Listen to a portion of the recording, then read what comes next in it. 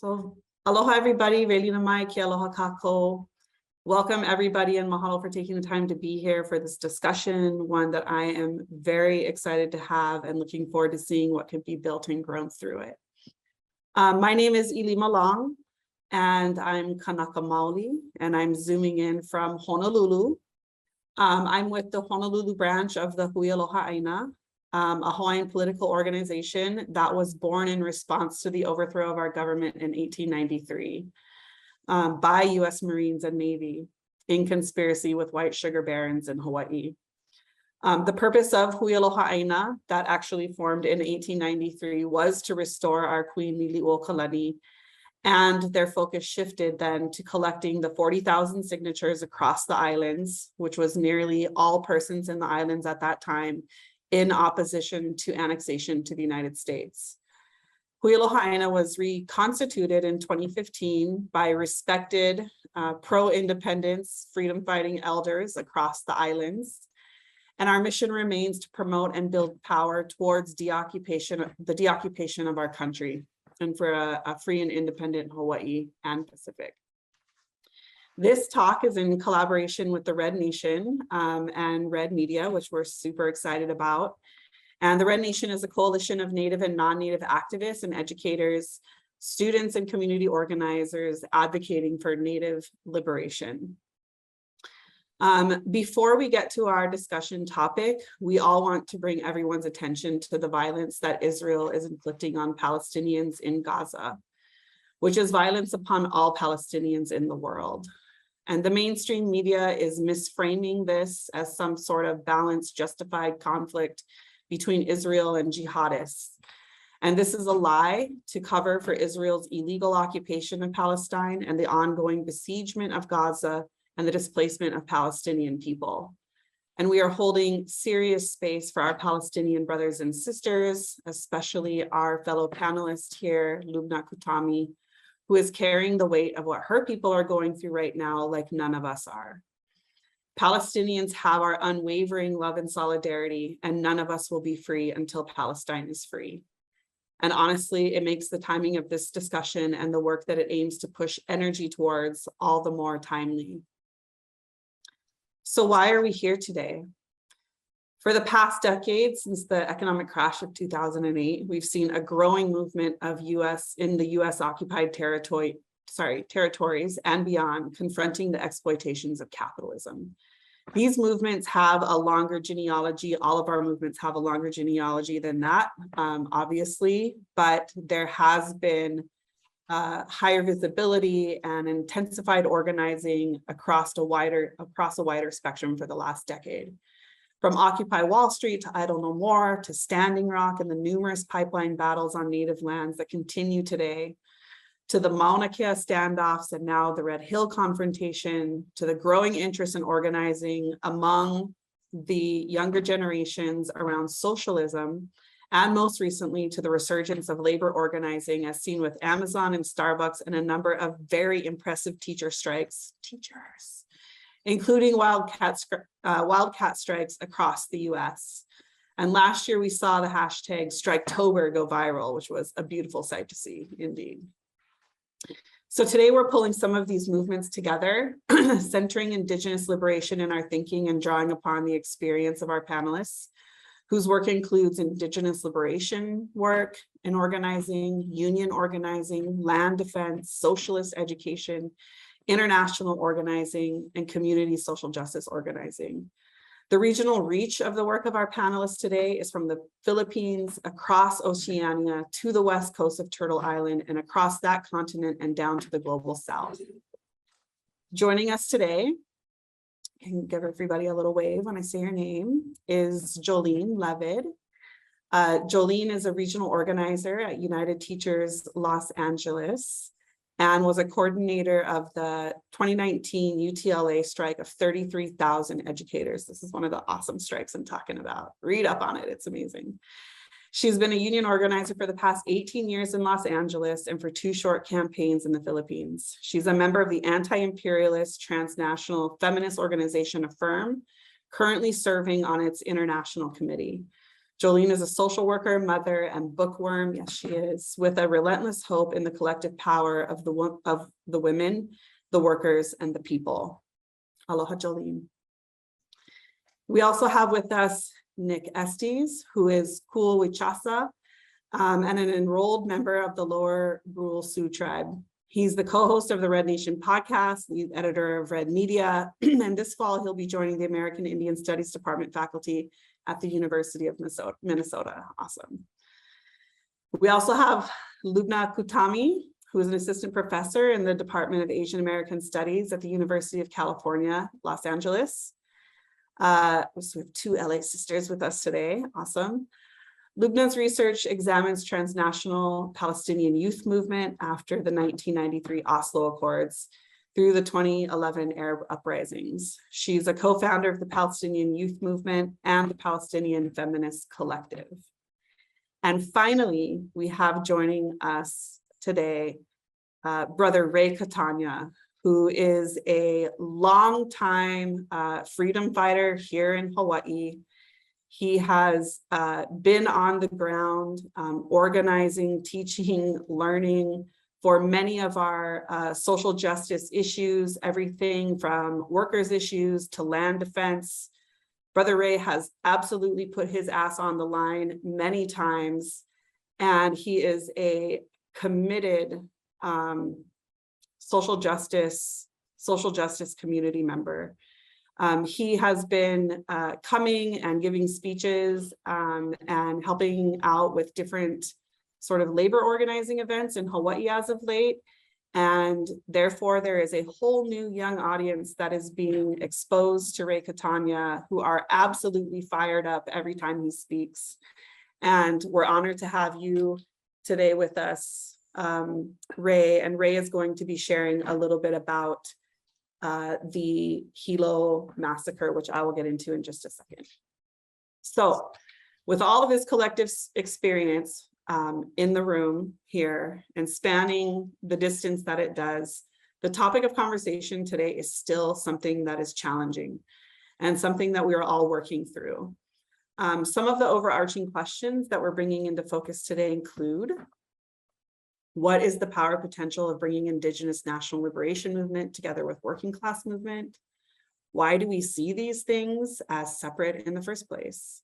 When Indigenous people are workers, when all working people have stakes in the issues that Indigenous people are fighting on the front lines of, and when we are all, or should be all, in struggle against the exploitation of the capitalist class. How does the way Indigenous histories and working class histories are told shape our understanding of ourselves in these movements? And considering the distinctions between our nationalist movement work and study and that of our work and study for and as workers, what do each of these have to offer each other? So see, these are some of the questions that today's discussion is going to kind of help us all of us who are here today or who are watching work through. And as I mentioned, this panel discussion is also in commemoration of a major labor event in Hawaii's history, one that I never learned in my undergrad or master's graduate work in Hawaiian studies, known as the Hilo Massacre. It was a mass labor action against a company with ties to the overthrow of the Hawaiian kingdom by dock workers in Hilo and workers from other sectors who took action in solidarity. This took place on August 1st, 1938. So I think it was a week ago. Well, anyways, it was 7 days ago, whatever that was. That was the anniversary of the Hilo Massacre. And it was led by a Kanaka Maoli dock worker and organizer, Harry Lehua Kamoku.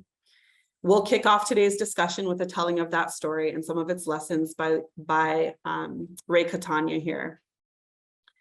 And then after that, our panelists will introduce themselves a little bit more before we jump into things. Okay, sound good, everybody?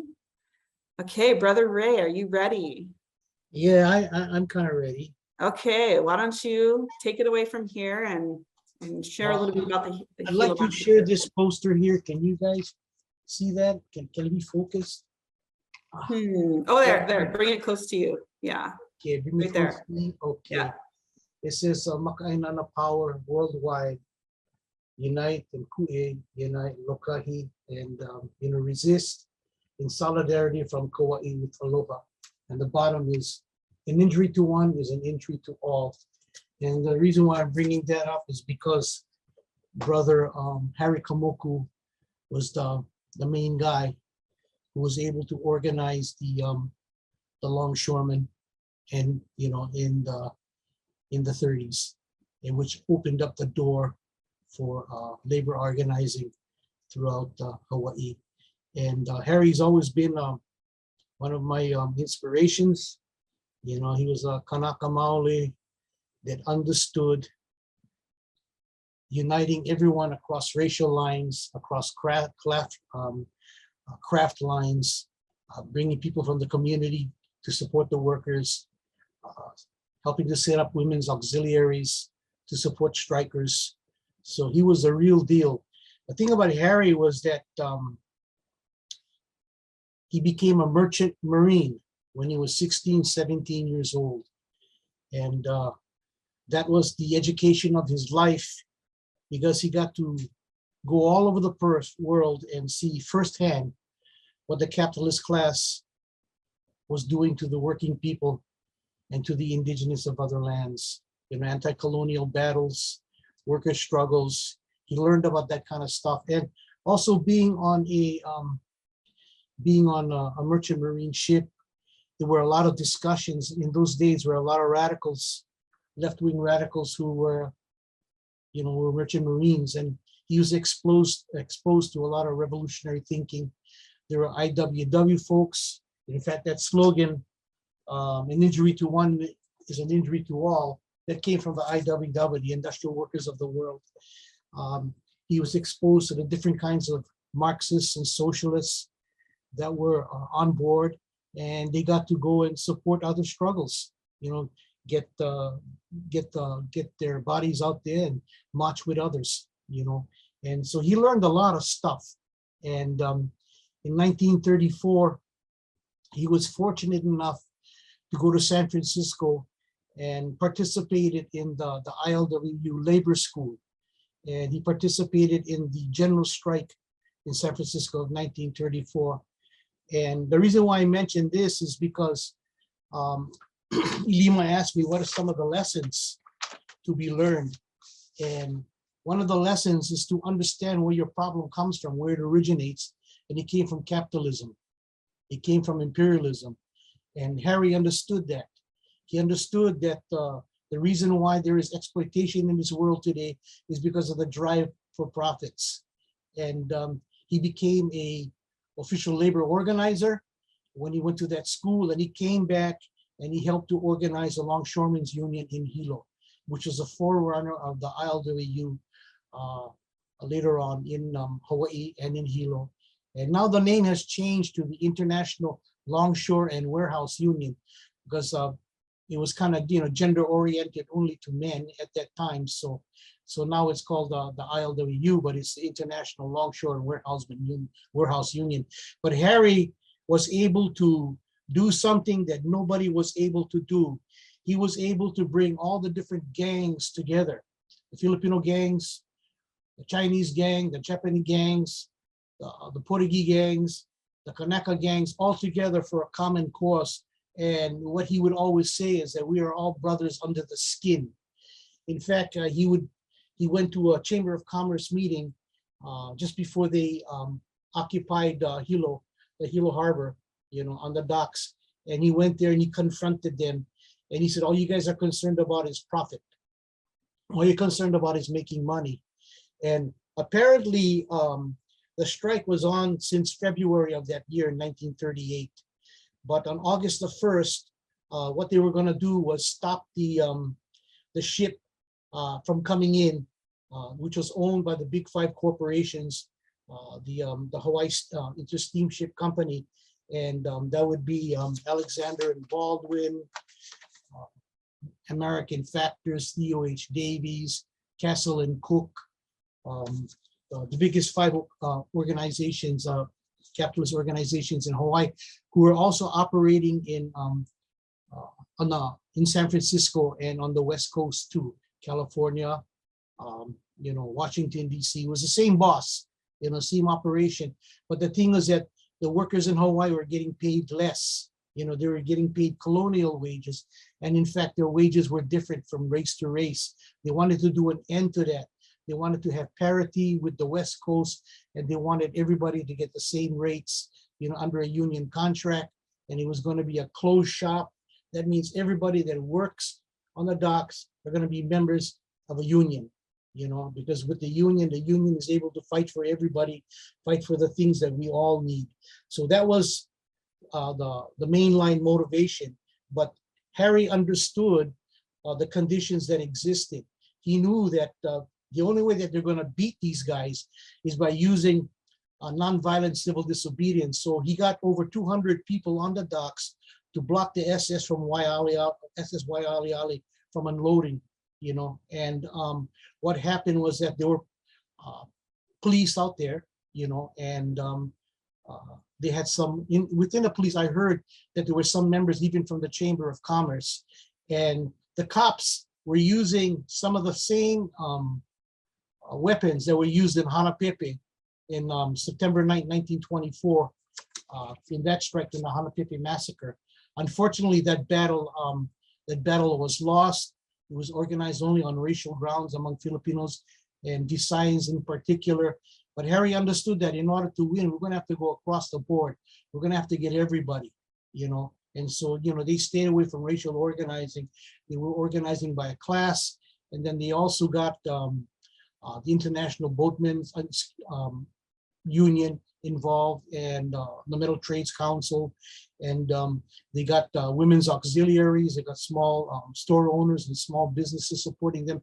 And they even had the Hawaiian National Guard. The Hawaiian National Guard was watching for them and making sure that they weren't going to be getting hurt. Unfortunately, the cops were throwing tear gas canisters at the workers and their supporters, and the guard was throwing it back to them or throwing it on the side. And so what happened is, because they refused to leave and they were sitting down peacefully, blockading the SS Waialeale from doing its thing, they were attacked viciously by the police. And in the process, over 50 people got hurt. 50 people got hospitalized. But the thing was that nobody died, you know, but it's still called a massacre because they wiped them out, you know. But the good thing about it was that the word spread all over the Hawaiian Islands and all over the world about the attack. And it helped the workers organize in Hawaii, getting off the docks and organizing plantation workers, both in sugar and in the pineapple fields, and throughout Hawaii as well, because the ILWU was an industrial union. You know, it was part of the CIO, the Congress of Industrial Organizations, and they were organizing the supposed non-skilled workers, because it was the trade workers, lots of times construction workers and trades workers and metal workers, that didn't want to open up their unions to supposedly the unskilled. Harry understood differently, and he wanted to get every worker involved in the union movement. And so they also were able to get the word out very broadly. Now, like today, we have, you know, all kinds of social media, but they didn't have those opportunities, but they still were able to get the word out. They had their own papers, you know, they had their own newspaper, I believe called, one was called the Hilo Record, and that one died in 1939, but they were able to get the word out with that newspaper throughout the Hawaiian Islands, what was going on. And the thing about it was that they did try their best to educate the people of Hawaii about this battle. And the good thing about it was that it spread like wildfire. So within 10 years, most of Hawaii's plantations had organizers, you know, outside of the docks. Most of Hawaii's plantation workers, the sugar workers, and the pineapple workers were getting organized. And Harry, his middle name was Lehua. And if anybody knows anything about the Lehua, that's a blossom that blooms in on the lava rock, you know, the hard lava rock. And that's what Harry was. He was a hardcore, solid person, hard as rock, you know. And I think there's a cultural thing involved in this too, because before then, the unions had a hard time organizing people across racial lines. But Harry, being a Kanaka Maoli, had a lot of love and aloha in his heart. And he knew the only way that we were going to win was getting everybody together.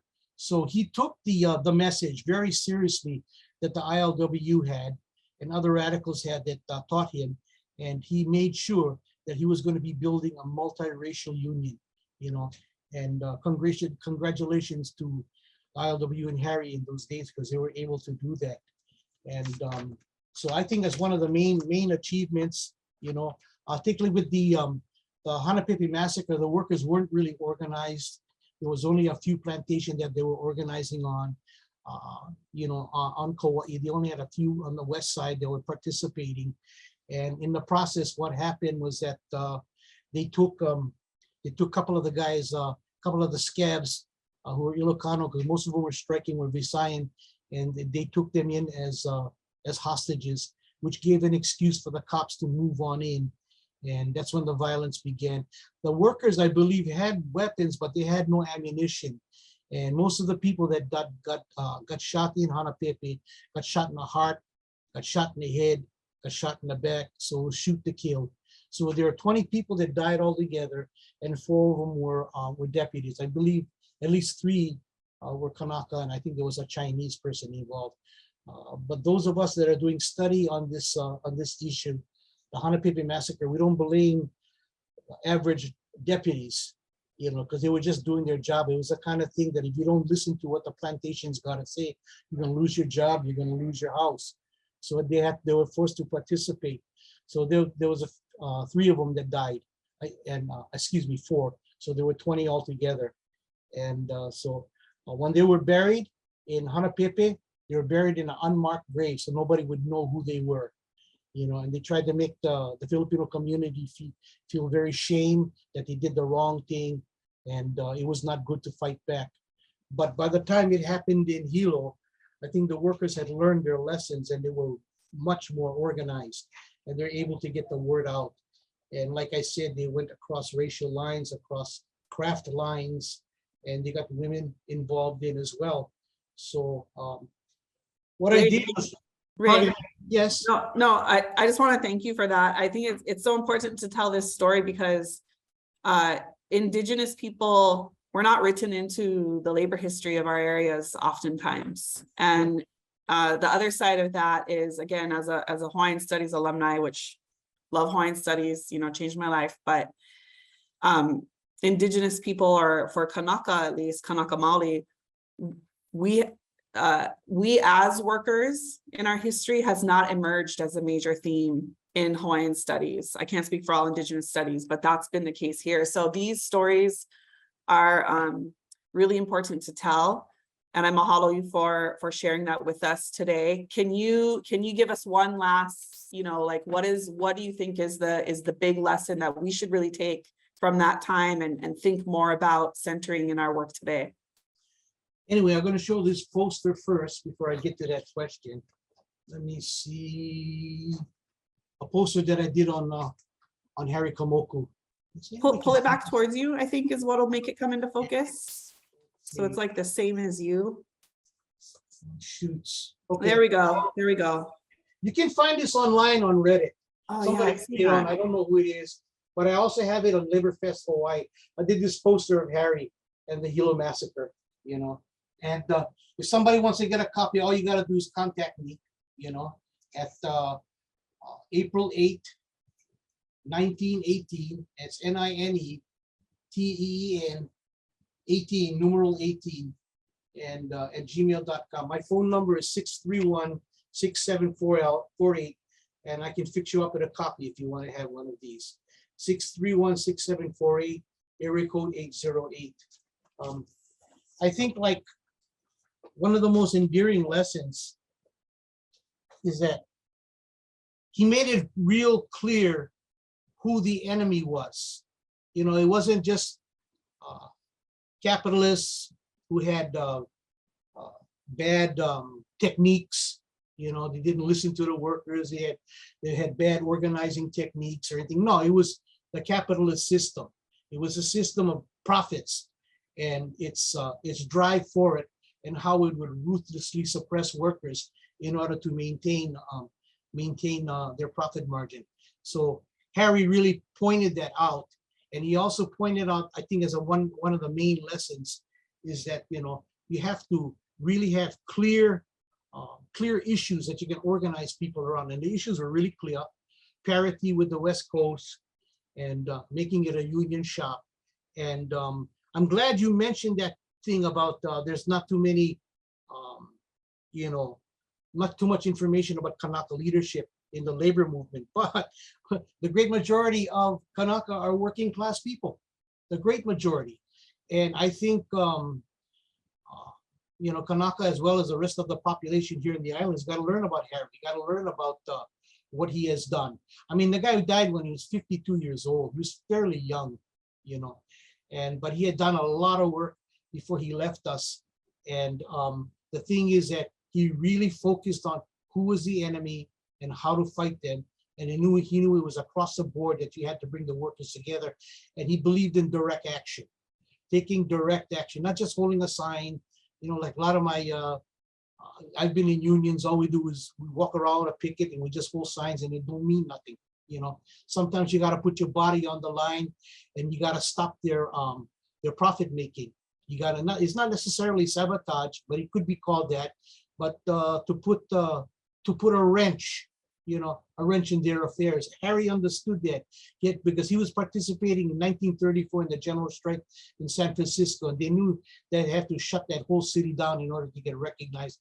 So Harry understood the necessity for nonviolent civil disobedience. And then I want to give a hats off to the TMT organizers, the Kiai, because that's what they used, kapu aloha, nonviolent civil disobedience. And so far, we've stopped them from destroying the mountaintop with a 30-meter telescope. So I think putting our bodies on the line, we're gonna have to find out and figure that out. When is the proper time to do that? So using direct action, I think, was a good thing that they had done. Thank you. Mahalo nui, Reka Tanya. That makes sense. You probably didn't see the chat, but you got an invite to the Red Nation podcast to talk more about this history. So, and I think we all support that idea because we would love to hear a lot more about this. And thank you for loving this history so much, to study it as much as you have. I believe you're coming out with a book on the Hanapepe Massacre. Is that correct? Yes, we're having a book at the Hanapepe Massacre come out before the end of the year, and there's going to be stories in there detailing the actual event and what happened. There's going to be another editorial in there about how the sugar companies still have control of the land, while those corporations, and they went to pesticides. Yeah, they went to farming with pesticides. Fern Holland is going to be writing about that. And then I have my own personal story of why I'm involved. And from growing up, at least when I was younger, I could say that I worked on the plantation during summers and Christmas vacation. So I understood how hard it was to work, and I began to understand why the workers needed union, because it was bus-ass labor, So thank you for giving me this opportunity. I hope I didn't talk too long, but I have a lot more posters and information on Hawaii's labor history that I can share with you guys later. Okay. Real Hawaiian. Mahalo to you, Ray. Yeah. Okay. Thank you so much. Mahalo much. Right on. Yeah, just that was awesome. Very grounding, and shows us that this whole concept is nothing new. It's just something that we haven't visited in a long time. And we're going to discuss, ideas about why that might be tonight too. So thank you again, Ray. To get to the rest of our panelists, I'd like to ask that each of you start off by adding more of an introduction to yourself, and specifically a little bit about your work and what brought you to looking at working class or worker issues together with social justice or national liberation work that you do. And if we can start with Jollene and then go to Loubna and then to Nick, please. Sure. Hello, everyone. It's so It's so great to be here. I'm so humbled to be invited to this panel. My name is Jollene Levid. I am a union organizer with United Teachers Los Angeles, and I'm also, for 20 years, I've been with Affirm, which is an anti-imperialist and transnational feminist women's organization. I'm the daughter of Filipino immigrants to Los Angeles. My father was a patient transporter at a hospital here that went on strike, and my mother was a nurse of over 40 years, and her union drive was busted twice in that time. I didn't really understand unions actually though until I got to college. I was privileged to go to college. I learned about 2 strikes actually. I didn't hear about the Hilo Massacre in college, but I learned about the United Farm Workers strike in California that started in 1965, and actually the 1946 sugar strike in Hawaii. And it made me curious. It really did, coming from a working class family. I was already organizing for ethnic studies at UC Irvine. I put in, and Loubna's UCLA, I put in an application out of the blue to UCLA Labor Center, and it ended up organizing all over Los Angeles, particularly in South Los Angeles. But it actually got deeper for me when I was consolidated into the women's movement through Affirm. To my parents' horror, I didn't file for graduation right away. I took out an extra student loan and ended up studying in the Philippines. I asked to be assigned to union organizing so I could learn from women trade unionists there. But everything kind of clicked into place when I was there, because I also ended up learning from Indigenous women organizers in the North who fought against the building of a dam. And then many years later, over 12 years later, I returned and organized with Indigenous unionists who were fighting to rebuild after Typhoon Yolanda. So I felt like my organizing with Affirm and my trade unionism were never separate. I've always organized in women-heavy industries. And frankly, since 2004, I've been a committed full-time union organizer. I've organized on strikes all over Southern California, Oakland, Minnesota, and then Central Philippines, where many unionists were actually assassinated for that campaign. And I think that the strike is one of the most powerful tools workers and people can utilize. And we all deserve the methods and organization that it takes to get strike ready and to stay strike ready, regardless if your union is, quote, legal or not. So that's a little bit about me. And again, I'm so thankful to all of you for having me and Affirm here today.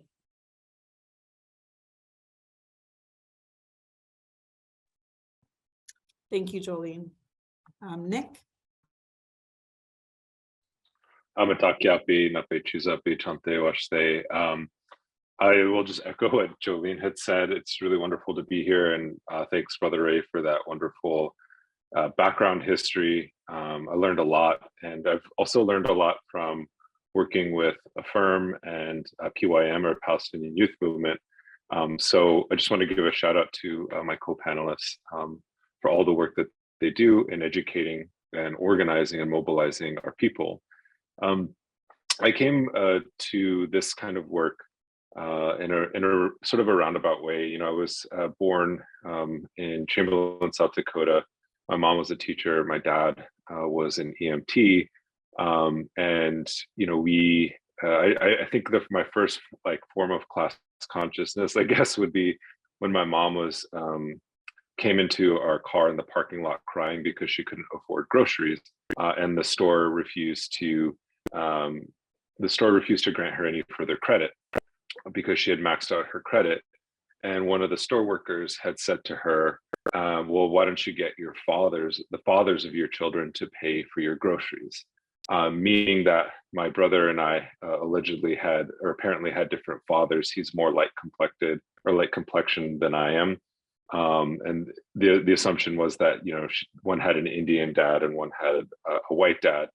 And that was I guess my, like, cause I didn't understand why somebody would deny us food based on that, the fact that we'd have two different fathers, or the fact that we might be Indigenous or not Indigenous. And so I guess that was my first form of like class consciousness, and it's something that I vividly remember as a child, and definitely influenced how I grew up, because you can't forget what hunger is, especially as somebody who now has access to food and the privilege to work in many ways and earn a living, although many of my family doesn't. And I didn't actually become involved in union work until I was a professor at the University of New Mexico, and we successfully organized our faculty into a union. But prior to that, and prior to becoming an academic, I've worked more years in food service than I have in the academy. And so I also attribute the kind of work that I do to the background that I have. It's not just a quote unquote racial or ethnic identity. It is definitely a class identity, and you can't extricate that notion of indigeneity from class power and that experience. And so that's really how I got involved. I actually read Carlos Marx, our buddy, Uncle Carlos, when I was organizing against the invasion of Iraq back in 2003, when I was still in high school. And that's really what I guess unified my thinking in terms of what it meant to be not just an Indigenous person, but also a part of the global proletariat.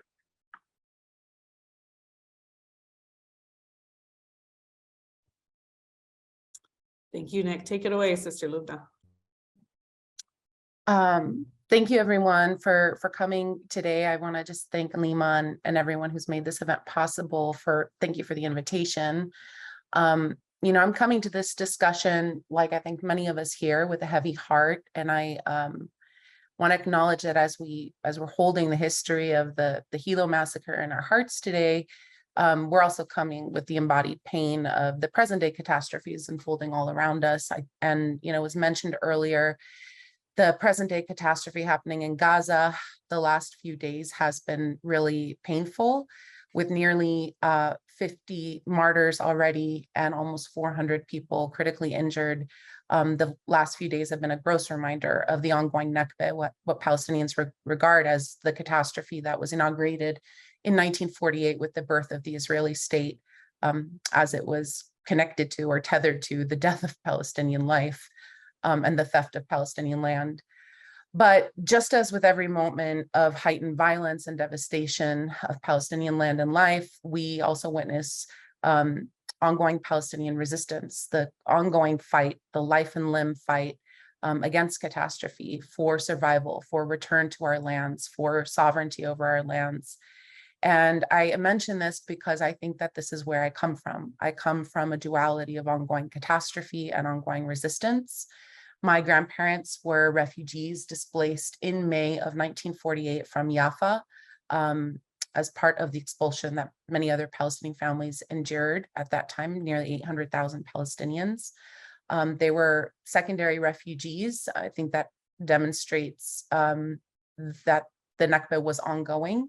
They became refugees again in 1970. And that's how I understand where I come from. My family made that very clear to us and stayed very connected to the struggle, even while living in exile here in Turtle Island. I'm the daughter of women who were deeply involved in the Union of Palestinian Women's Association. Both my mother and my grandmother are my aunts. My grandfather was involved in the liberation struggle from the 1950s until his death in 1995. And that was something that was always within me as a child. But I think like many of us, my organizing really was inaugurated as a student organizer. I was part of the General Union of Palestine Students at San Francisco State University. And I was part of a group that tried to put together what we, at the time, what we thought was a really simple project. It was a cultural mural honoring the late Dr. Edward Said. And it was a Palestinian mural that we had proposed to be put up on the Cesar Chavez Student Center at the historic, Student Center of San Francisco State University, alongside many other murals, including the Malcolm X mural and many others. We were met with an excruciating blowback campaign. External Zionist forces were trying to pressure the administration to remove a couple of the images in our mural. It was the refugee right of return key and the image of Handala, which was a cartoon character drawn by the famous Palestinian artist Najil Ali. And the two images signified, the desire for Palestinians to return to their lands, the Nakba of 1948, the injury that's left Palestinians with until the present. And it was really through that experience as a young student organizer that I really started to understand settler colonialism in deeper ways, that it wasn't just about physiological destruction of the landscapes and forced removal of Palestinians from the land physically, but it was also about the erasure of Palestinians in history, in discourses, in even allowing us to have a self-determined narrative about our history and our aspirations outside of the homeland. I think that, the student organizing experience is what launched me into the Palestinian youth movement. And I'm one of the co-founders of the PYM. I think many of you know PYM. We've worked really closely with Affirm, with Red Nation. But PYM didn't really become visible here until like the last 6 years, but it initially started actually as an international movement, which brought together Palestinian youth from 33 different countries. This was back in 2006 and 2007.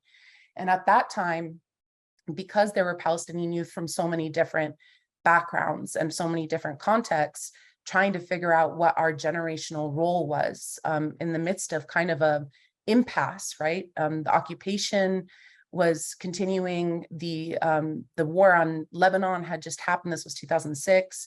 And Palestinian political leadership was fighting each other. And so we as a new generation were coming together to say, like, what do we need to do? Like, how do we get out of this mess? Where's our liberation struggle at? Like assessing that struggle. And one of the things that we really concentrated on in the earlier years is, what does it mean to define what we understand to be a liberation struggle? That's where conversations around class, around workers, around what liberation means to us beyond just national liberation, right? Beyond just ending the occupation of 1967 lands, which is the West Bank and Gaza, the full liberation of land and people. That's where I think I developed a little bit more solid of an understanding of the intersections of working class struggle and indigenous struggle in defining what liberation is out of that movement experience. And I think I'll leave it at that for now, because I think that the PYM experience and working with young Palestinians from so many different kinds of backgrounds is was an important experience for me, for us to contend with what does full liberation mean rather than piecemeal liberation. Yeah, there's no liberation in piecemeal liberation, is there?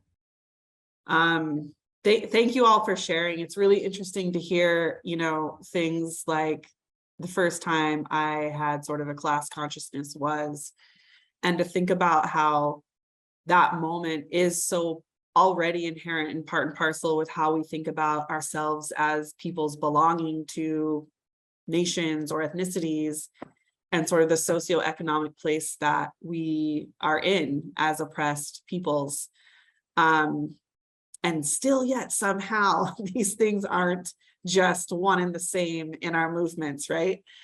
So to take us into our next question, and I'll set this up a little bit with Hawaii as well, but let's start thinking about these things in relationship to each other. How has colonialism shaped the relationship between workers and indigenous struggle?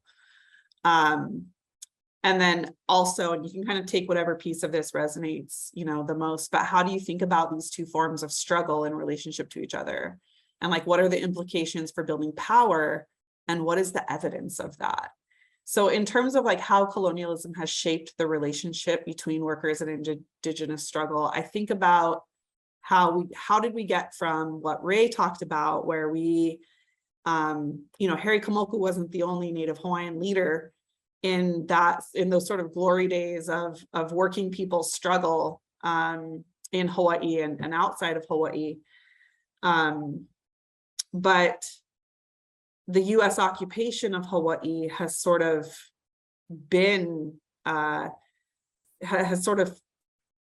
is one of the reasons why now we separate those two things, right? So if I'm a worker over here, I'm not allowed to bring my Indigenous self and values necessarily, right, to that. That's part of the settler state as well. Or if I'm a worker over here, I got to fight and kind of stay in my lane with my workers' issues and not necessarily bring into focus the context of colonialism and the capitalist system. And I see how, in spite of the fact that the vast majority of Kanaka Maoli are working class, it's almost another form of colonial violence where we have to separate ourselves in these spaces, right? And I think that's obviously in service to occupation and to the capitalist class. On the other hand, a really sort of just amazing moment on the Mauna was when a group of longshore workers came up as longshore workers too, not as just Kanaka who happen to be homies because they work together.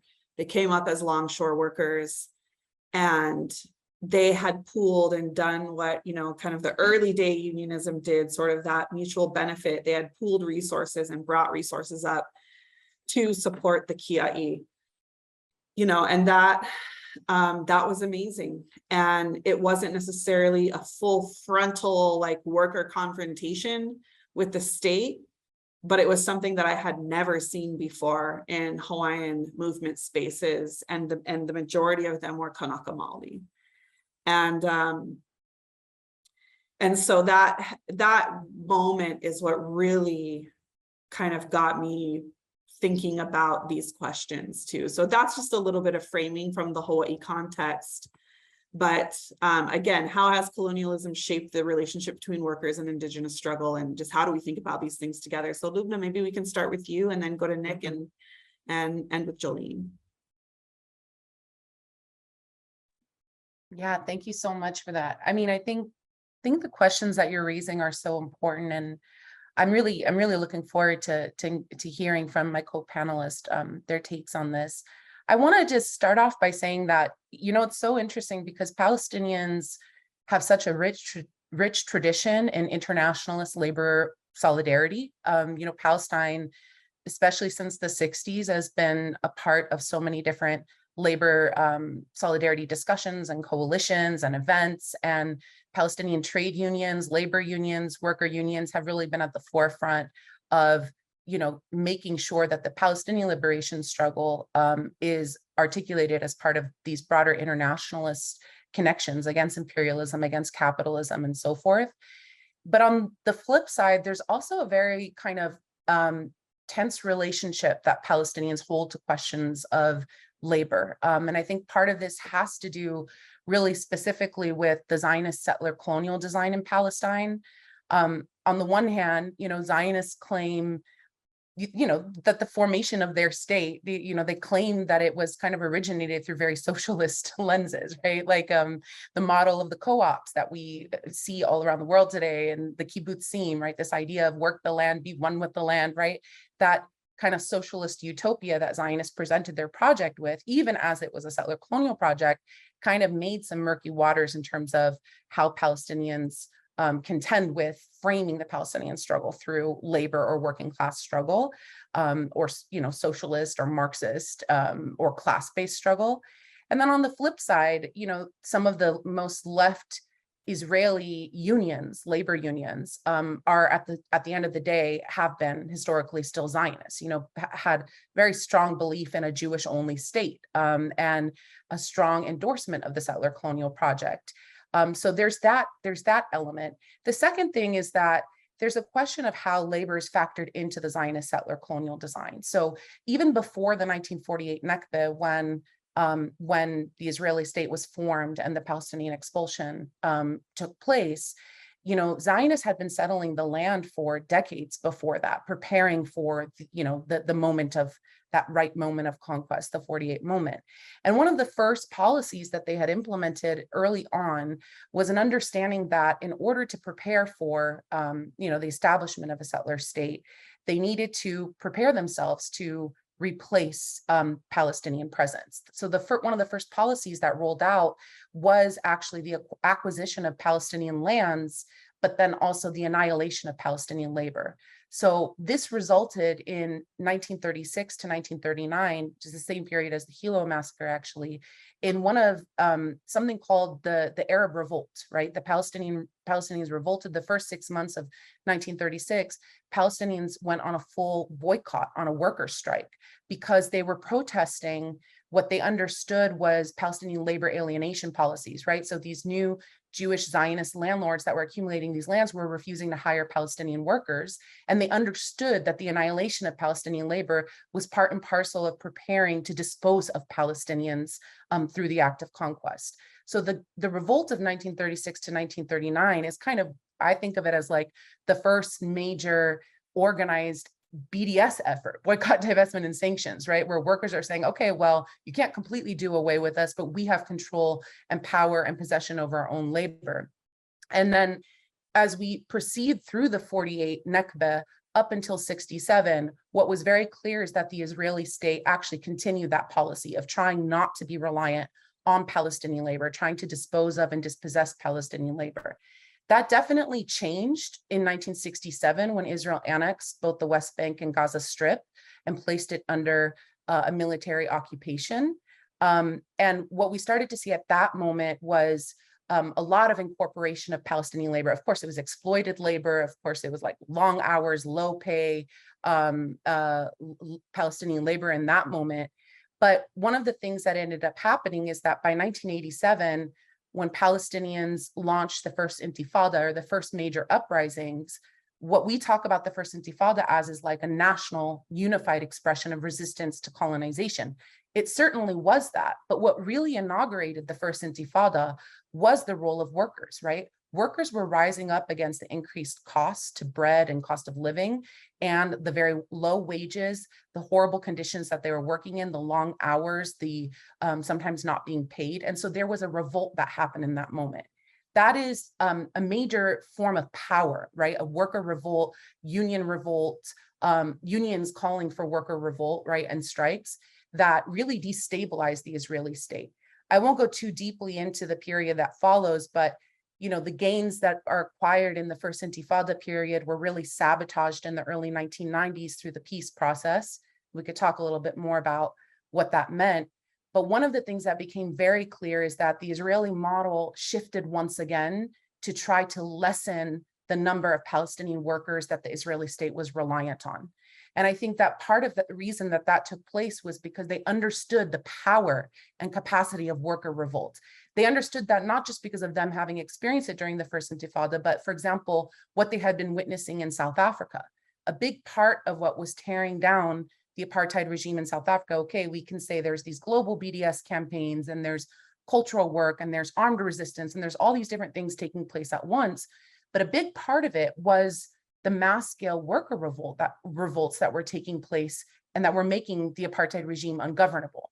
So I think the Israeli regime sort of took cue from what was happening in South Africa and to stabilize itself, wanted to nullify the capacity of a destabilized economic situation. So the last thing that I'll say here is that conceptually, I'm not saying that Israelis don't rely on any Palestinian labor. There still are Palestinians who cross the borders, whose permits are being revoked day in and out, whose conditions in work are really, really exploitative and all these different things. But the majority of Palestinians who are living in the occupied territories of the Gaza Strip and West Bank are not incorporated officially into the Israeli, labor sector. And, some people will say, okay, well, then we can't look at that through a class analysis or through a worker or labor revolt analysis. And I actually think that this is really wrong. And I will stop by talking a little bit about Gaza as an example, right? In Gaza, it has been colonized since 1948 by the Zionists, militarily occupied since 1967. The full land, sea, and sky enclosure took place in 1993. The land, sea, and sky full siege was implemented in 2007. This is not a population that is being exploited for labor by the Israeli state. But the Israeli state makes a lot of money off of them, right? They make a lot of money off of them as carceral subjects, as a land and as a people where Israel's testing crowd control, surveillance technologies on, bombs, war technologies, and making, and, as the 12th largest exporter to the globe, making a lot of money. So even the captive Palestinian body that's not seen as a labor force is still a laboring body that in a racial capitalist design that the Israeli state is manufacturing is making a lot of money for the Israeli state. And so I think that these are some of, it is important to look at different contexts to think about how the colonial design interfaces with capitalism in order to understand the power and potential of laboring Palestinian bodies, working revolt, worker resistance and strikes, and labor revolt.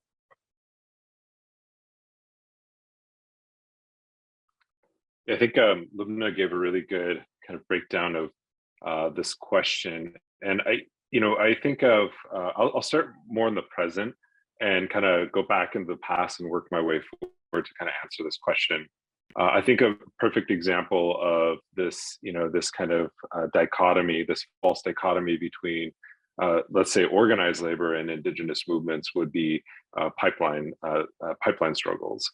So on one hand, whether it's the Line 3 pipeline that happened in northern Minnesota or the struggle around the Dakota Access Pipeline that happened in North Dakota, there were unionized pipeline workers kind of pitted against the indigenous water protectors, indigenous-led water protector movement in both northern Minnesota and in North Dakota.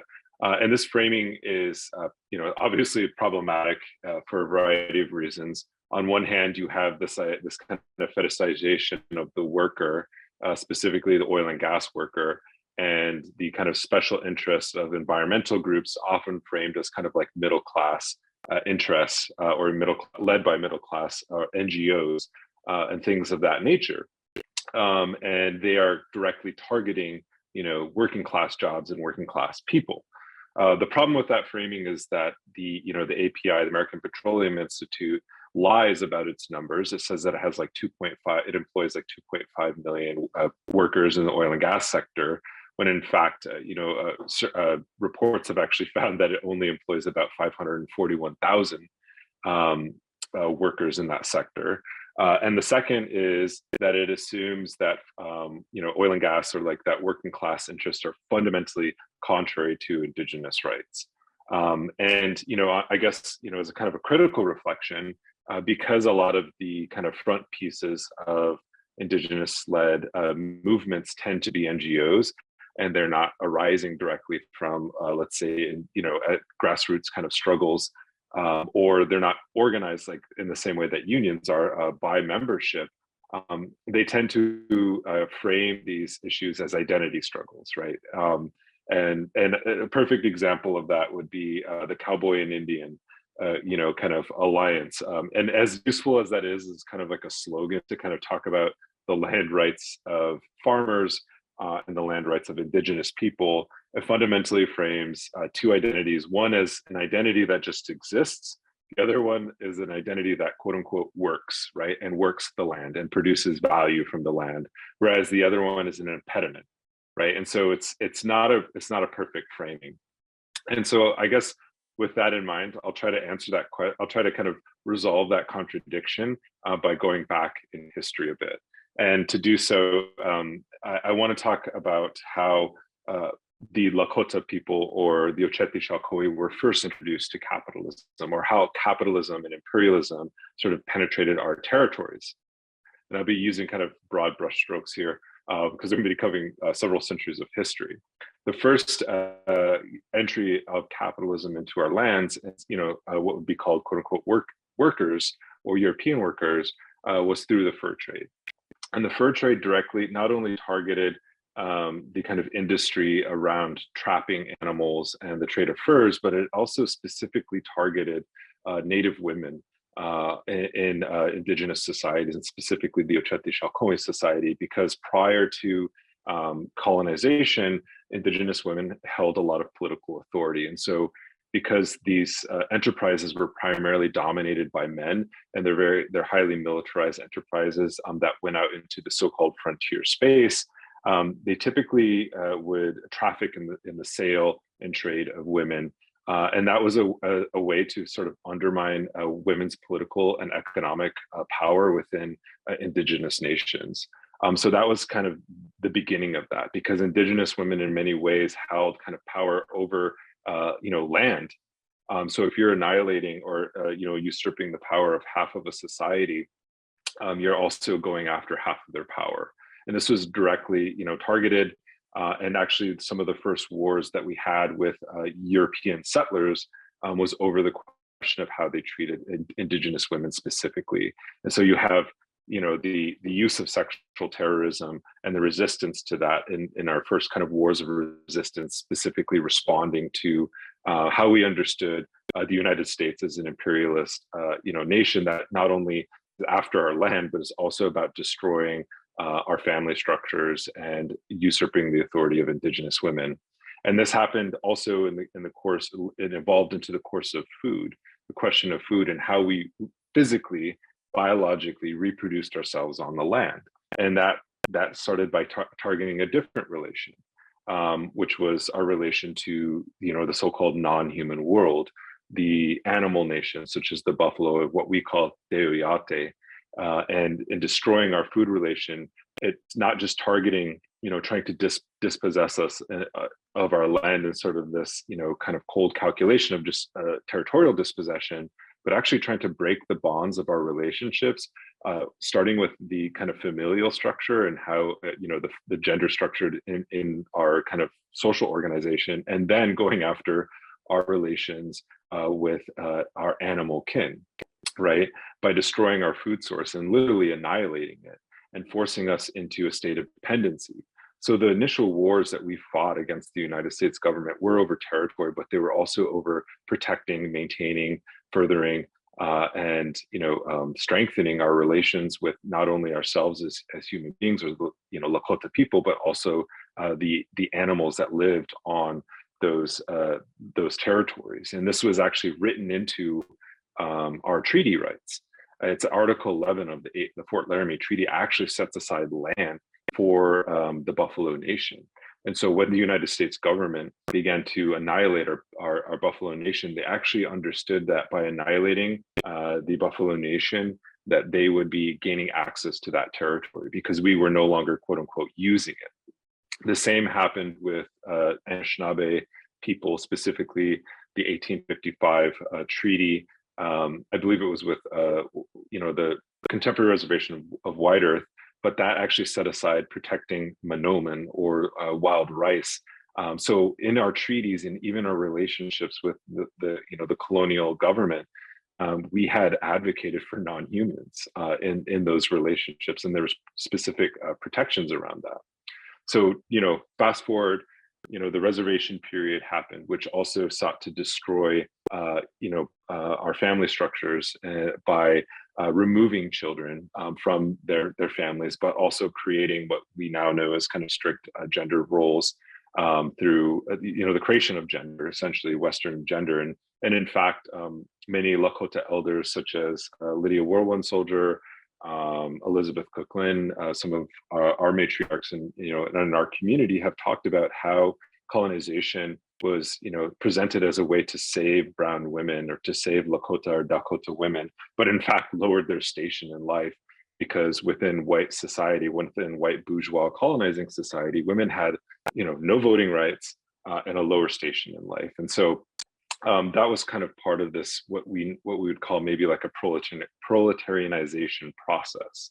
And of course, we presented, further challenge just because we simply existed on what remaining lands we had that also had value. And so there were policies of termination and relocation to remove us from the reservations or to annihilate our political sovereignty entirely. And this was, obviously a way to get to the land, but also it had a reverse effect in the sense that it brought Native people formally within or formally into kind of the wage economy, forced us into the wage economy. This was in the 20th century, mid 20th century. They also used large public work projects to actually destroy our land. So whatever subsistence economy we had left was almost entirely annihilated within the 20th century through flooding our land and forcing us further into dependency on things such as rations or now the wage economy. And so fast forward, a response to that was Red Power, which was not only about reclaiming identities, but it was also about reclaiming families and the rights to raise our own children and as citizens of our nations. And this might seem like something that's kind of foreign to a lot of people, but imagine having several generations going back to those early reservation periods where families were completely destroyed, where parents weren't even allowed to be parents, and they weren't even allowed to raise their own children. And so this was part of that reclamation process. You also have the anti-war movement, which was influencing the ideas of Red Power militants and how they understood themselves in relationship to US imperialism. And identifying specifically with anti-colonial struggles, whether it was Palestinians had a big role in the Red Power movement, or Vietnam, or even in some cases, looking to the global South in places like in Latin America and elsewhere. And so this is the era, that kind of really launched a sort of consciousness that we know as our kind of modern national liberation struggles. And along the way, in places like Minnesota, you had union organizers who were at the forefront of something like the Teamsters Rebellion in 1934, Dakota people such as, Ray Rainbolt, or Anishinaabe people such as Hap Holstein, who were the leaders of these movements. And there's a funny story, and I'll be really brief about this, but they were part of SWP, Socialist Workers Party, and Trotsky was in Mexico. And he was like, I want to meet these, these union organizers. They're so powerful in Minneapolis. And he called for Ray Rainbolt by name, this Dakota man. And what he got instead were the white bureaucrats. And he's like, why did you send me the bureaucrats? Why didn't you send me the real organizers? And I think it's kind of this funny story because it just shows how even at that time period, even though the real on the ground kind of muscle, so to speak, of the union were like Dakota and racialized people, the kind of representatives of what we would think of as like modern labor militancy were represented by white people, even to their own kind of leaders or bosses themselves. So coming back to the question of where we are now in the context of this, the pipeline struggles and how we should reframe our understanding of this. Well, one thing that happens typically in the media is when you look at something like the Line 3 protest, it's framed as a jobs issue, or it's framed as unionized laborers against, these recalcitrant Native people who are just clinging on to, a past that never existed. We're considered outside of history. We're considered anti-modern, right? Whereas we're against progress, against, and in some cases, the working class. What was not talked about in that particular struggle was the fact that many Anishinaabe people engaged in what we would call labor. They engaged in an enterprise and an economy around the harvesting of wild rice, and do so to this present day. So when they were throwing up pickets, when they were throwing up blockades during the Line 3 protest to block the construction of that pipeline, they were doing so because they knew a spill or a leak from that pipeline would destroy their jobs. It would take away their jobs forever. It would destroy those wild rice paddies, and there would be no more seasonal labor for Anishinaabe people. A ricing economy that is not only central to their culture and their relationship to that land, but it also just puts cash in their pockets, pays their rent, pays their bills, buys them groceries. And that was completely lost. It was considered some kind of weird, esoteric, cultural trinket, and not really understanding that land defense is a form of work, and it's about maintaining certain kinds of economies. And much like what would be considered quote unquote domestic work is considered outside of the formal economy, or considered not something that is waged, so too is land defense. And in land defense is not only highly racialized, it's also highly gendered. And that's why you see a lot of water protectors and the water protector movement being led by Indigenous women, by people like LaDonna Brave Bull Allard, or people like Faith Spotted Eagle, and people like Tara Huska and others, and many, many more. So this is the kind of framing and how we understand sort of modern, working class struggles, that these people are protecting their livelihoods. And so what do we call when they put up a blockade or a picket? What do we call it when somebody crosses a picket line? We call them scabs, right? And so when unionized, organized labor is crossing an Indigenous picket line because they're destroying union jobs, they're engaging in scab work. And it's no fault of those unionized pipeline workers, but it requires a lot of education and collaboration and reaching out to them to say, it's like, hey, you're destroying our jobs, you're destroying our communities by coming in here and building this pipeline. You're threatening us, you're threatening our livelihoods. And so that's where I'll leave it, and I'll just turn it over to Jollene, because I have some other things to say about settler colonialism, but that's another question. All right, fantastic. Thanks, Nick, and thanks, Loubna. I'm actually very grateful to go after the two of you as subject matter experts, as historians, as educators. For folks that just joined the webinar, there were 3 questions, and I'm going to try to address the last 2. One is, how do we think about the 2 forms of struggle, which is Indigenous struggle and worker struggle, and what is their relationship to each other? And then what are the implications? I love this question, Ilima. What are the implications for building power, and where is there evidence of this? So again, I'm going to speak from a union organizing point of view. I'm currently in Los Angeles, which is, frankly, it's like larger than the quote unquote states of Delaware, Rhode Island. Los Angeles Unified School District has over 660,000 students, and among them is the largest reported Native American student population in what's called California. And I want to note that this does not include the thousands and thousands of Indigenous students from Mexico, Central America, and all over Latin America. They are not even counted in this formal report. And so in short, as a unionist in Los Angeles public education, the worker struggle and Indigenous struggle, especially in the forum of LA public education, which is fighting intense privatization, has to be one and the same. And in practice, we saw the importance of how we can build power and win on issues that are traditionally seen as, quote, separate when organizing towards a comprehensive strike, which is what we had in 2019, but took several years to get to. In January of 2019, after years of organizing and over a dozen of what we call structure tests, which are like mini campaigns that attempt to touch every single worker amongst the 34,000 worker base within United Teachers Los Angeles, everything from petitions to asking people to commit to raising their own worker union dues, to signing multiple petitions committing to strike. Over 33,000 educators in over 913 schools all over that gigantic Los Angeles city went on strike.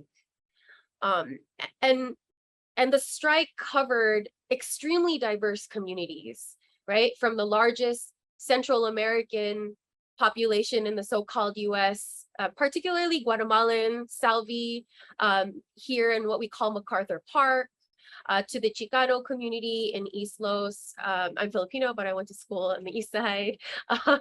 Historic Filipino town, Little Ethiopia, and the historic Black neighborhoods in South Los Angeles and West Los Angeles, to working class families in both the Valley and the harbor, the San Pedro. This strike covered 33,000 educators, but what it also addressed was the fact that over 80% of the 660,000 LAUSD students live in poverty. Over 80%, and that's what's reported, right? So it's not just UTLA educators that needed to go on strike to put the people's money back into the schools, into the services, into the education that LA students needed. This was a strike about our existence as people in Los Angeles, whether you're a Chicano or Filipino immigrant worker, or you're a Guatemalan student that is newly arrived in Echo Park. And in January of 2019, we had 100% of the 33,000 UTLA members out the door. A minimum of 60,000 people were in the streets each day of the 6-day strike. It was open-ended. We didn't say we're gonna go out for 1, 2. We were gonna go out and stay out until we won. And so the estimate, is 60,000, but by the last day of the strike, we were pushing over 100,000 people in the street, with only 33,000 of them being UTLA members. There were picket lines at all the schools every single morning, and then large rallies every day. And so we struck and won after 6 days, and we won on like the core worker issues, right? We protected healthcare benefits. We won a small pay raise. But what we see now with the global rise of fascism, which doubly and triply impacts Indigenous peoples, is that unions can and must wield our most powerful tool, the strike, to win even more than those bread and butter issues. And some examples of that are, we struck and won smaller class sizes. We struck and won a nurse in every school. We struck and won for more counselors and librarians. And some of the last things for management to fold on impacted Indigenous and immigrant communities the most. We struck and won a fund for undocumented immigrant students and their families. Many of them, again, from Mexico, Central America, and other parts of Latin America. We ended so-called random, AKA racist, searches by school police. And FYI, there actually are no more school police in our schools because of the continued struggle after the strike. We won a moratorium, so no more corporate charter schools were built in our city. We won green spaces because we don't have enough parks in our communities. I'm born and raised here in Northeast LA. It's like a mile to the next park, right? Like, where is my second grade son gonna play after school if there's only concrete around our apartment? We won gardens in our schools to grow food, right? With poverty in our schools, educators and students together are learning to grow food. And so, my partner, who's a teacher, would come home with leftovers, like what the students don't take. And it's just like baskets of fresh vegetables that folks in our communities don't have access to anymore. My son in first grade last year gardened every month. And as an LAUSD alum myself, I couldn't even have imagined this as a former student. Another thing that I think is particularly relevant is that we struck and won funding for more ethnic studies, where our histories would actually be reflected, where I didn't have to wait until I was an undergrad to learn anything about labor history, right? The only mention, Filipinos, this is the largest population of Filipinos in the so-called US. I didn't even hear about our history until my second year of college, actually learning about strikes. The only mention was that the Americans supposedly saved us during World War II, which is another topic for discussion. But another thing that we struck and won was the creation of 34 what we call community schools. And these are existing schools, LAUSD campuses, that are now democratically governed by educators, students, parents, and community organizations in our neighborhoods that identify the core needs of students. We know what we need best. Our children know what they need. The people that provide services to our children know what's needed. And this is something that was won. We took power, governance power away from the district and put it in the hands of workers, students, families, and community organizations. And I bring up these particular victories because I think that keeping these issues separate from labor struggles ignores, again, just like what Loubna and Nick said, who the workers are and the communities that we live in. It limits what we can win. And frankly, I think it's a waste of worker strike power to not ask for more than just a raise or to like preserve our healthcare benefits or our pensions. It's a waste of worker strike power to not ask for more for our children, our families, and our full communities, because those of us that come from them know that we never act alone. We are never individuals where we come from. So that's a little bit about United Teachers Los Angeles. And I also want to say that these demands were collectively drafted with immigrant, Indigenous, Black, Brown, Yellow, Asian American, like people at the table. They came to the table despite the district, despite the boss telling us it's not legal. And that's how we came up with these comprehensive demands and then went on strike until we won them. Absolutely inspirational, Jollene, and so informative, all of you, honestly. I'm going to keep things moving for time's sake, but my next question, there's a couple more questions to get through. So I think what I'm going to do is just leave them open, and whoever feels compelled, like, this is my question, go ahead and take it. But the next question is for those, I mean, for each of,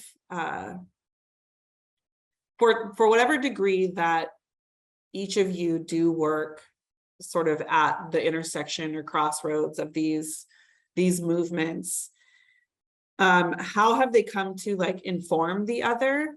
And even in the organizing techniques, like Nick, you mentioned that unions are organized differently than, say, Indigenous, like land defense movement, right? Or Jollene, you mentioned structure tests.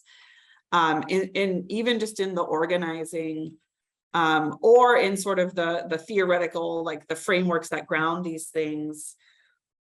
And I know we're trying to get away from separating them, but in reality, the work is somewhat separated still. That's what we're also acknowledging. So how do you think about like how one side should be pulled over to the other and vice versa? So again, in terms of the framing, or even the organizing itself, how do they inform each other in your work?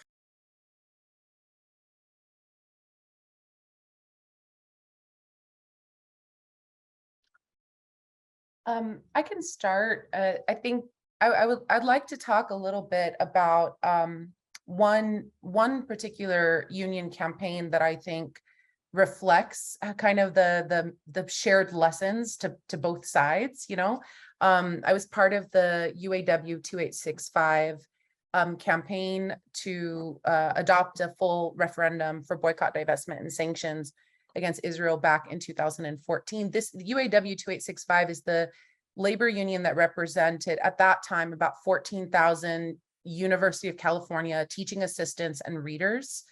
And there are some really important lessons that I think I drew from that campaign in kind of wearing the union hat as opposed to the PYM hat, right?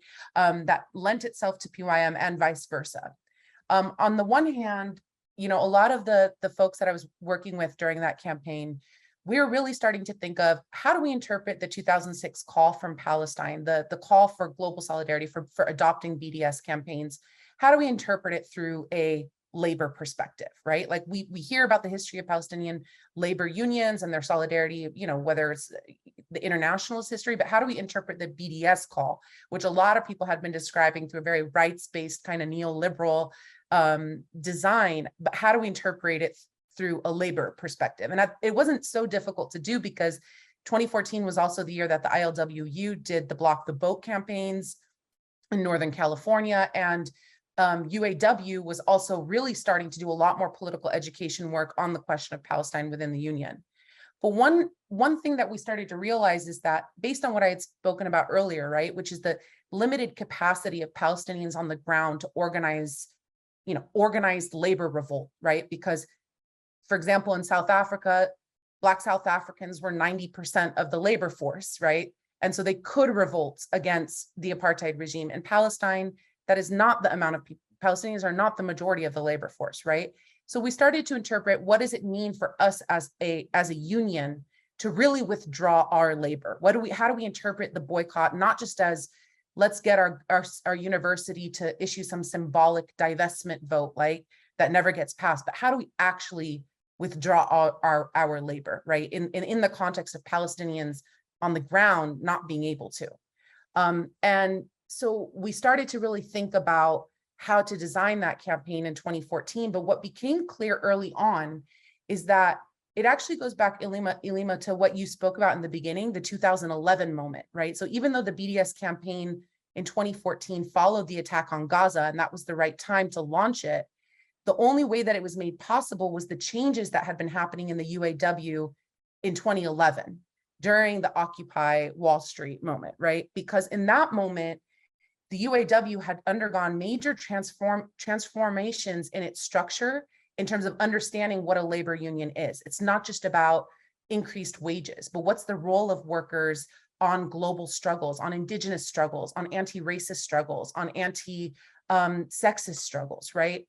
And it had undergone a huge structural transformation to give more space in the political vision of the union to the rank and file membership instead of just the head stewards of the union.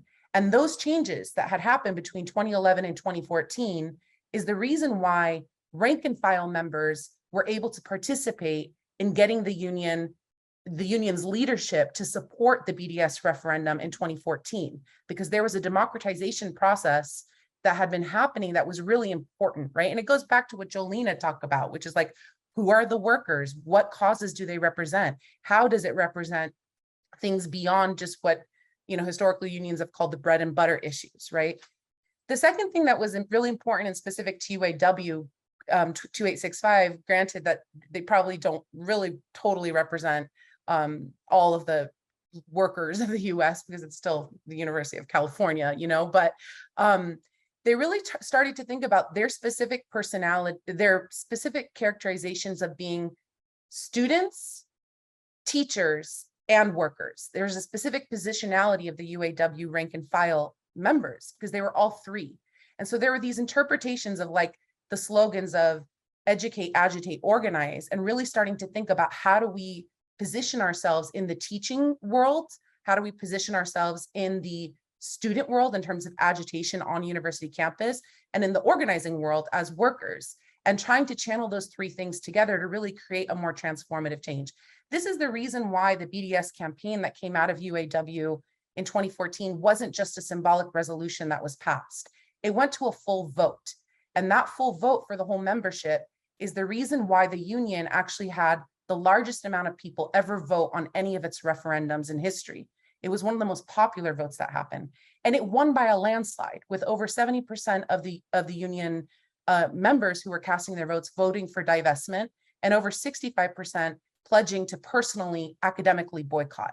This was, I think, an example of how the efforts for demonstrating solidarity with Palestine, we're actually deeply connected to transforming our union in general, to creating space for conversations and resolutions and actions regarding movement for Black lives. By 2016, regarding the solidarity around Standing Rock, right? For example, those things happen together. And I think that this is one of the things that I think is really important in terms of how we understand union organizing in the United States. We can draw from a lot of the liberatory history of unions in the US, but we also have to push back against a lot of the history that was a very white supremacist history, that was a very exclusive history of unions and so forth. And I think that in trying to do both at the same time, we can give new life to labor organizing in the present moment that's so desperately needed. The last thing that I'll say is that those particular years where there was a lot of victory and a lot of success, they came with a blowback.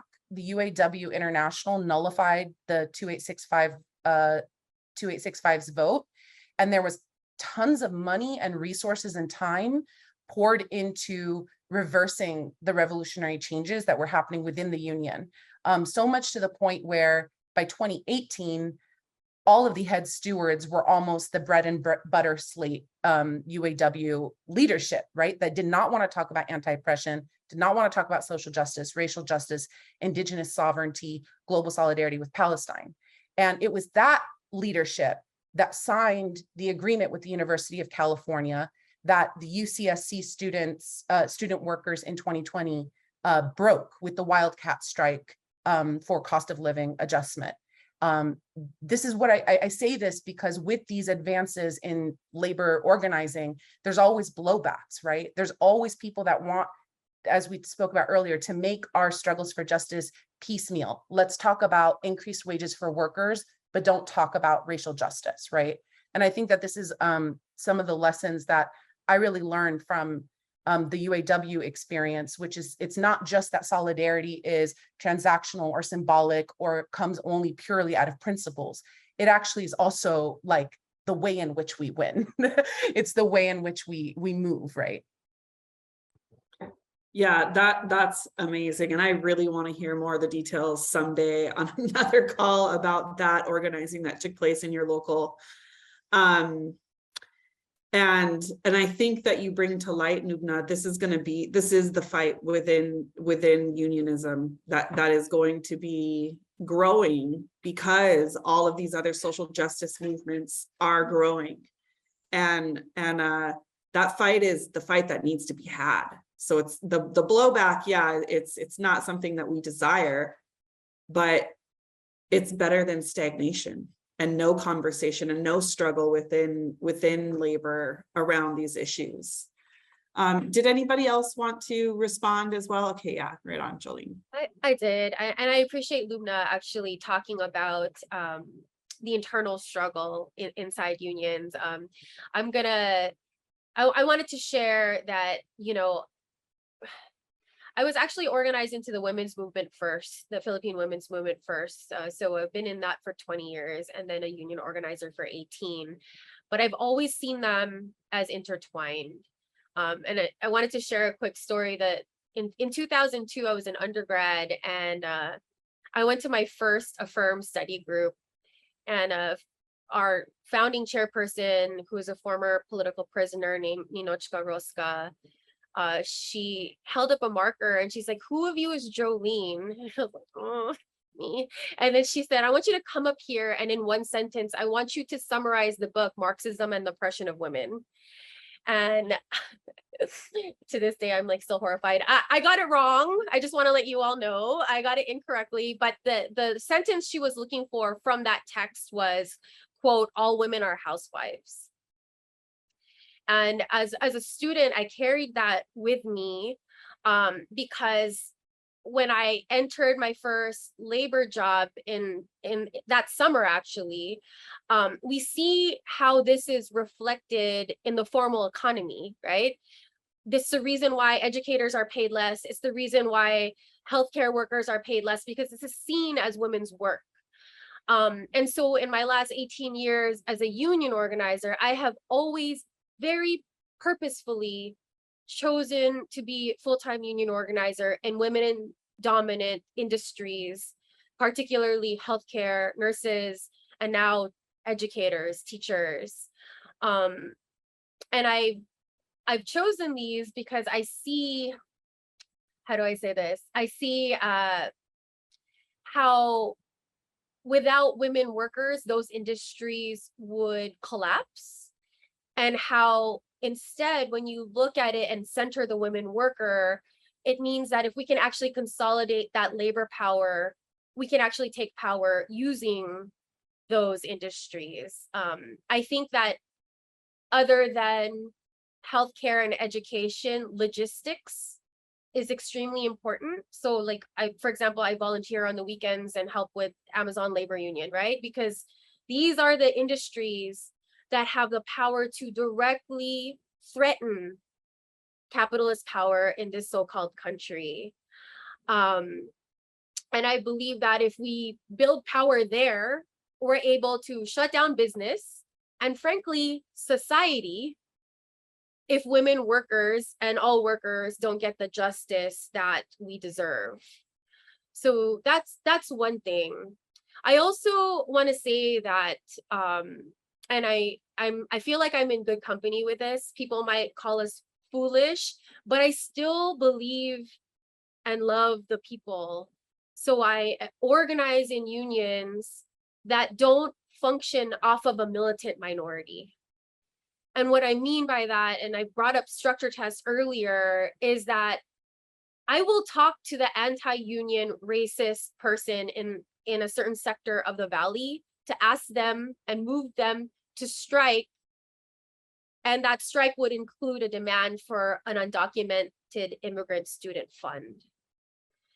I still believe in engaging workers regardless of their initial ideological background, because I think that via worker struggle, one, people learn how to be collective, which is everything that we're not taught, and two, consciousness raising happens in the streets. So I can't even tell you how many times I've had to put on a poker face and politely address racist, sexist. I've been 18 years, not just at UTLA, comments from workers, but have sat in their homes or in their work sites and believe that even that worker is necessary to build enough strike power to actually threaten the boss.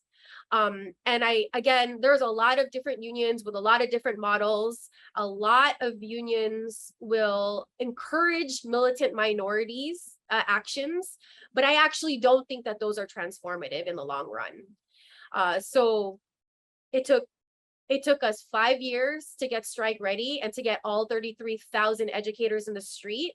And I promise you, a majority of them will not know how to quote Che Guevara. And that's just the nature of organizing in an advanced capitalist formation.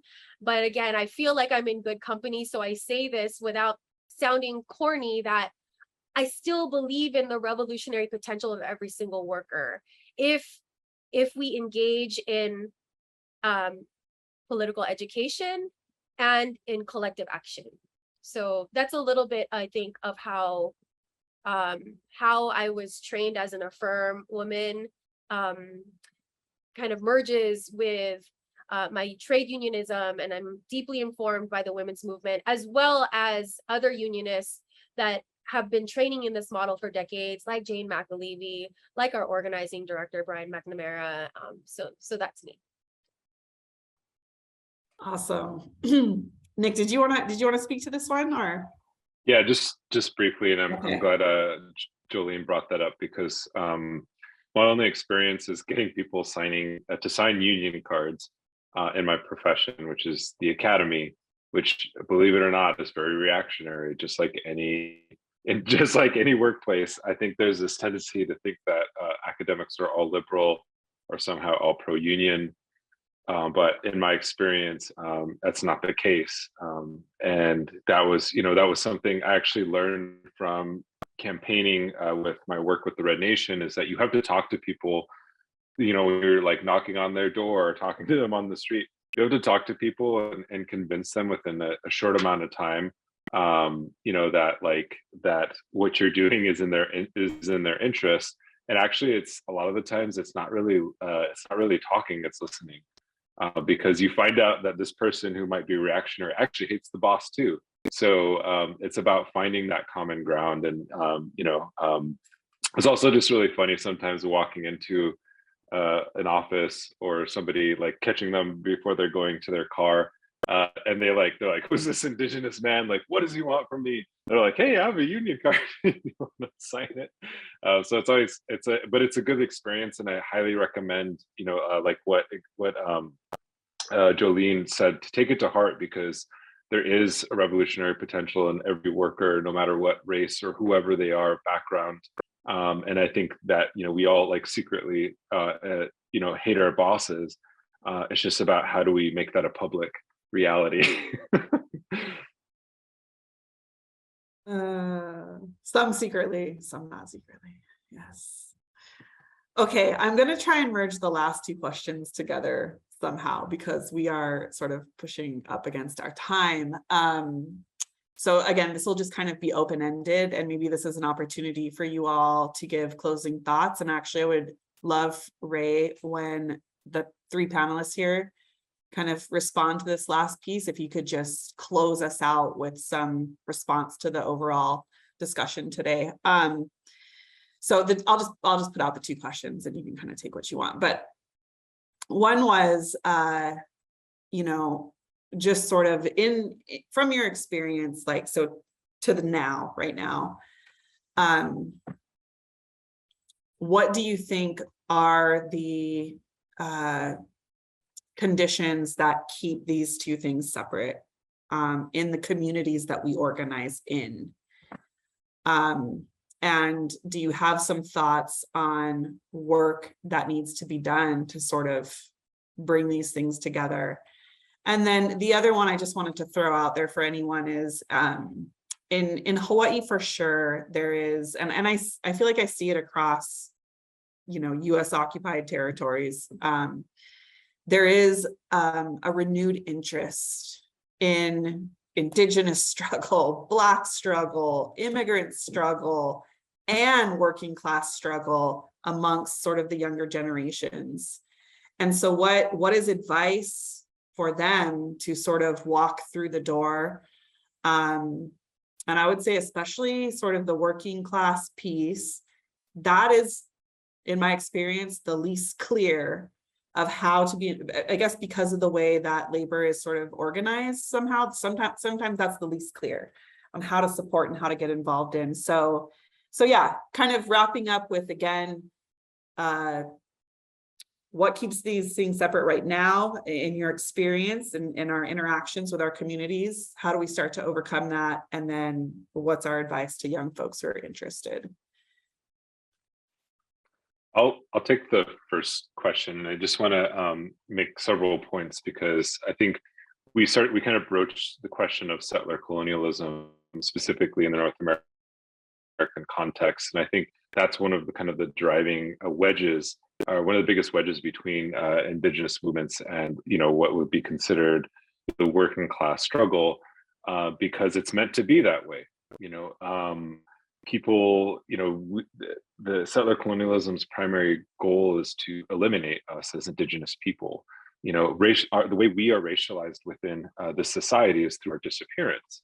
And so part of our challenge, you know, if we're going to take an, you know, racial justice approach to union organizing, then we also have to take an anti-colonial or, you know, some form of decolonization, and saying that we shouldn't reproduce the very thing, you know, that we're trying to fight. And that's the elimination of Native people.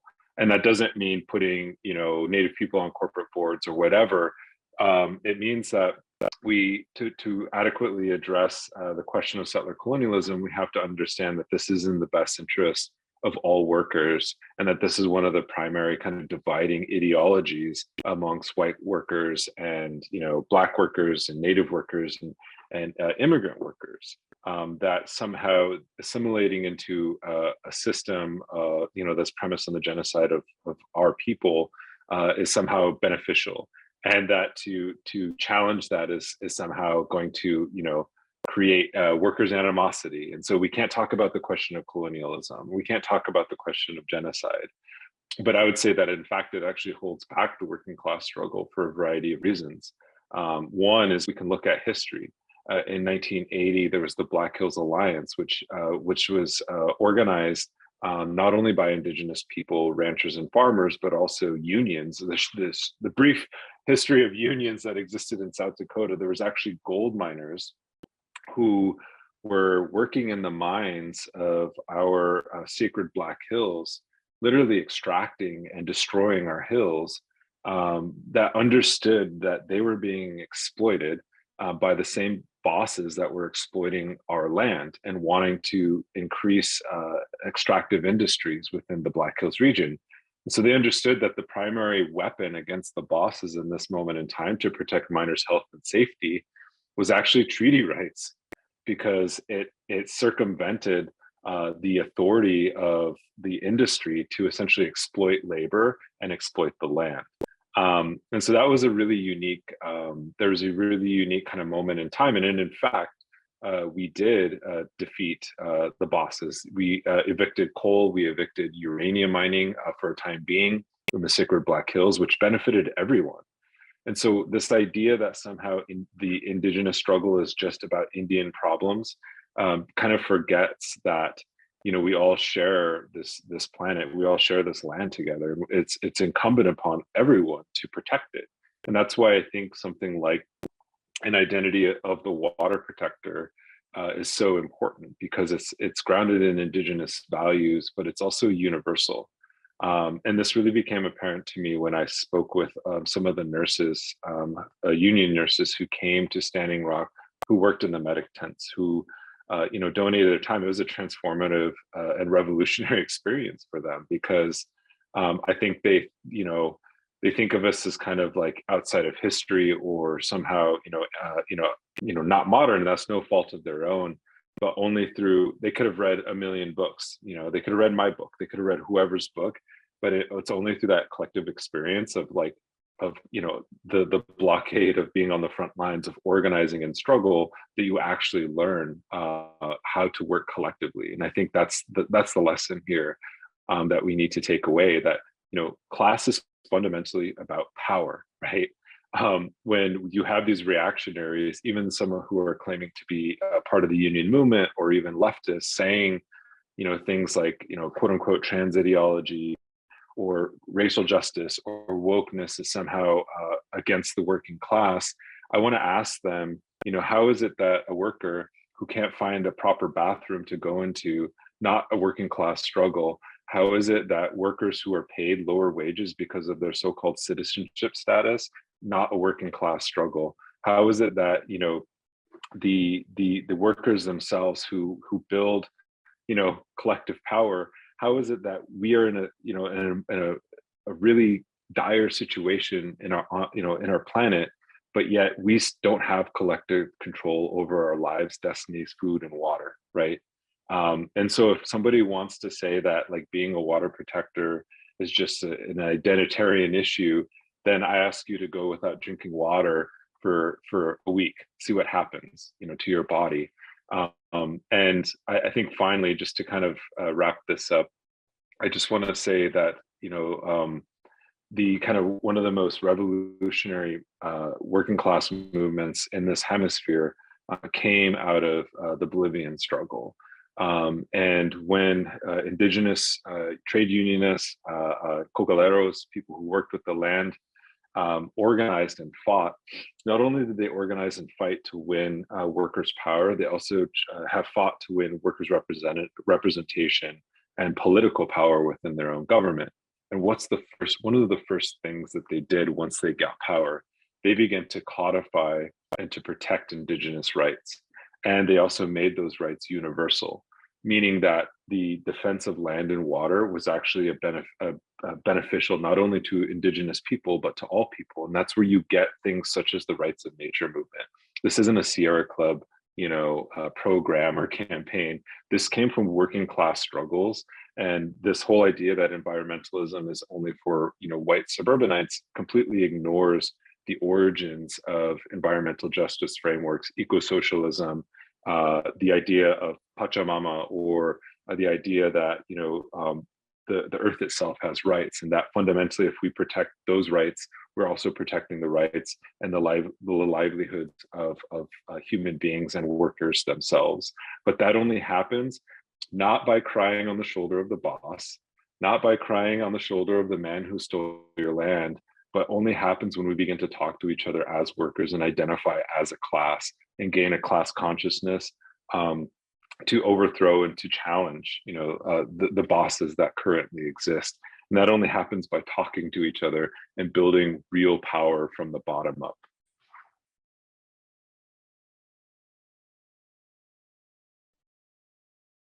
That was amazing, Nick. 100% to everything that Nick just said. I would just want to add that I think, we're in a moment where we're seeing crisis everywhere, on all levels, in every geography, in every community, in every way, political, economic, gender, racial, and I think we're seeing movements everywhere. I think we're going to continue seeing this. I think one thing that I do see, like in this moment of generational renewal and departure, is that it's an invitation to learn from our history, right? It's an invitation to learn about where a lot of the liberatory movements that we have, admire and that we know that exist in our history, like where they maybe went off the course of history. I think when I think about the Palestinian context, for example, one of the things that a lot of young people are really taking up right now is, what does it mean to keep going down the direction of national liberation, like a unified struggle against a colonial enterprise, without really centering questions of capitalism, without really centering questions of the Palestinian comprador class,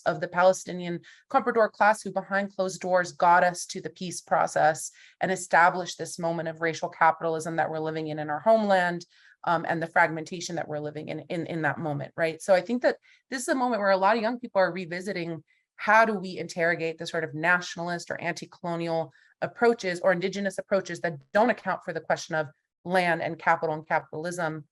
And on the flip side, I think it's a moment where a lot of union and worker organizing is really contending with intersections of a lot of different indigenous, anti-racist, anti-sexist struggles at once. And I think part of that work probably also includes needing to have an interrogation of what surplus labor means in this moment, right? Like the rates of unemployed people, the rates of people who don't necessarily belong to a working base the way we once knew it in labor organizing's history. How do we contend with the economic moment that we're in now? I think that those are some questions that a lot of people are exploring, not totally sure what the answer is, but I think it's a good invitation to move forward. Awesome. Ray, I see your hand is up. Are you able to stick around for a couple more minutes?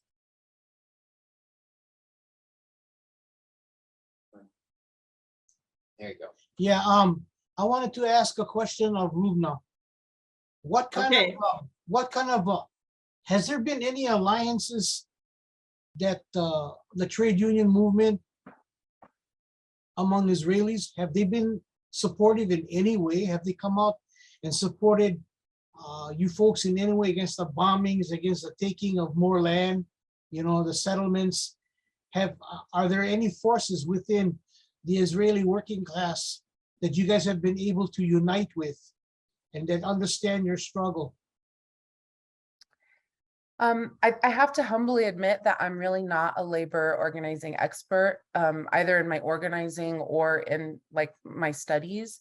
But from what I do know, I think that the extent of the left of labor has been, of Israeli labor, organized labor, has potentially been a critique of the occupation of the lands of 67, right? Like a calling from within the state, calling for ending the occupation of the West Bank and Gaza Strip. I've never seen a full organized labor expression that has put into question Zionism as a settler colonial project, that has renounced exclusive Jewish claims to historic Palestine. I've never seen that, but I mean, I could be wrong, so I'm not sure. Okay, thank you. Jollene, yeah, if you'd like to take up any of those closing questions. Sure. I mean, I think that Nick and Loubna covered most of it. So I'll just say that avoiding the intersection of labor struggles and Indigenous struggles, frankly, it's just easier and it helps the bosses. So that's just my one sentence to that question. And then to your question about the recent surge of interest, especially by young people interested in labor organizing. I want to say that I absolutely see the surge in union organizing across this so-called country, from Starbucks workers to Amazon workers to teacher strikes everywhere. And I think it's similar to what Loubna said. It's attributed to both the rotting economy. Capitalism will eat itself, right? Resources are finite, which is why it's so important to understand environmental justice work alongside our labor work. The hardships this puts on working people. And then frankly, like the models that are coming out of unionizing and striking success from the Amazon Labor Union, from educators, and for anyone that's on this webinar, I encourage you to look into unionizing your workplace. And for those that have unions, especially social justice folks on here, I encourage you, no matter how conservative they may seem, to engage in it, because it's actually workers that determine the direction of their union. And if you're not at the table, it will go right. It will go right. Unions are vehicles to get all the demands that you want, whether it's housing rights, food justice, environmental justice, racial justice, because the boss has the resources to give you what you want. They have the money. We just have to figure out how to get with our coworkers and collectively take it from them. That money, there was almost $3 billion sitting in LAUSD's reserves. We wanted that to go to undocumented students. Why is it just sitting there? That is our money. We generate the wealth. So again, I encourage you to engage in your union or to unionize your workplace. It doesn't even matter if there are only 5 of you. You can unionize your workplace. And so that's what I would just like to end with. I hope to see you on the picket lines. I hope to see you on the next panel like this. And again, thank you, Ilima, the Red Nation, everyone who organized this panel. It was a lot of work, and I recognize and value everything that you put into this. Well, it was worth every minute, because this was an amazing discussion, and I am just so honestly excited and took a lot in, and can't wait to rewatch this and really think about the work ahead. So thank you all. And Ray, I just want to give you the closing words. You heard this whole group here today, and what do you have to say, and what's your message? Well, I learned a lot. I learned that I don't know a lot of things. And I think these are important questions that we have to figure out. What is the relationship between Indigenous struggles and the struggles of labor? If it indeed is one, because it's fighting a common enemy, we have to figure that out.